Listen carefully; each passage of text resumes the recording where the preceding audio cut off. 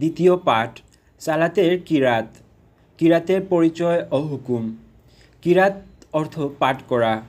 ব্যবহারিক অর্থে সালাতে পবিত্র কুরআন পাঠ করাকে কিরাত বলা হয়। সুতরাং আল কিরায়াতুস সলাহ এর অর্থ হলো সালাতে কোরআন মাজিদ পাঠ করা।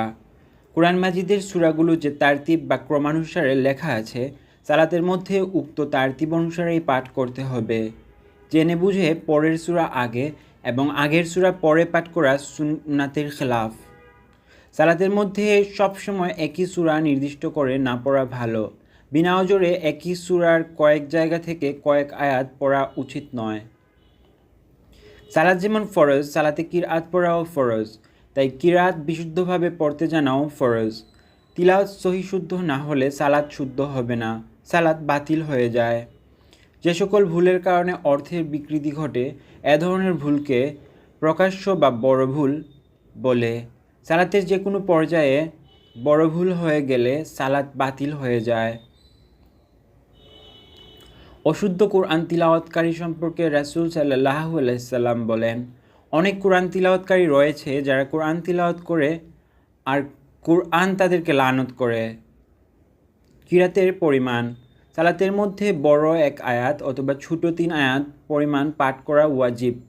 জামায়াতে সালাত আদায়কালেই ইমামের পিছনে মুক্তাদির কিরাত পাঠ করা ফরজ নয়, কেননা রাসূলুল্লাহ সাল্লাল্লাহু আলাইহি সাল্লাম ইরশাদ করেন, যার ইমাম আছে ইমামের কিরাতই তার কিরাত।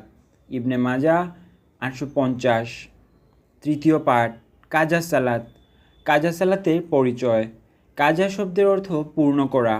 পরিভাষায় ফরজ বা ওয়াজিব সালাত নির্ধারিত সময়ে আদায় না হলে সময় উত্তীর্ণ হওয়ার পর আদায় করাকে কাজা সালাত বলা হয়। সালাত কাজার বিষয়ে মূল কথা হলো, একজন মুমিন কোনো অবস্থাতেই ইচ্ছাপূর্বক সালাত ত্যাগ করতে পারে না। সালাত বিশেষ কারণে বাদ যেতে পারে। রাসূল সাল্লাল্লাহু আলাইহি সাল্লাম সালাত পড়তে না পারার 2টি মাত্র কারণ উল্লেখ করেছেন।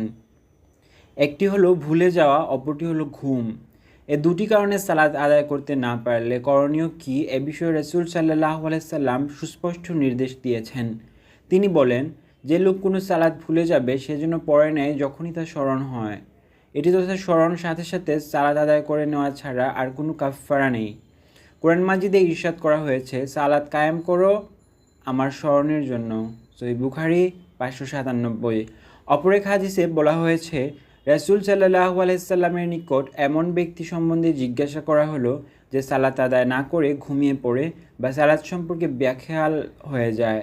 তিনি বললেন, এর কাফফারা হলো যখনই স্মরণ হবে তখনই তা পড়ে নিতে হবে। সুনানুন নাসাই 614। ইচ্ছা করে সালাত না পড়ার কোনো সুযোগ নেই। ইচ্ছাকৃতভাবে না পড়া সালাত আদায় করার বিষয়ে রাসূলুল্লাহ সাল্লাল্লাহু আলাইহি সাল্লাম থেকে সুস্পষ্ট কোনো বিধান নেই।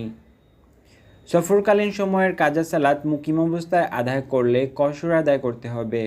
অনুরূপ মুকিম অবস্থায় কাজা সালাত সফরে পড়লে পূর্ণই পড়তে হবে।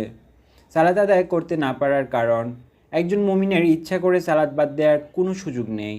2টি মাত্র কারণে সালাত আদায় অক্ষম হতে পারে। সেগুলো হলো ঘুমিয়ে থাকা।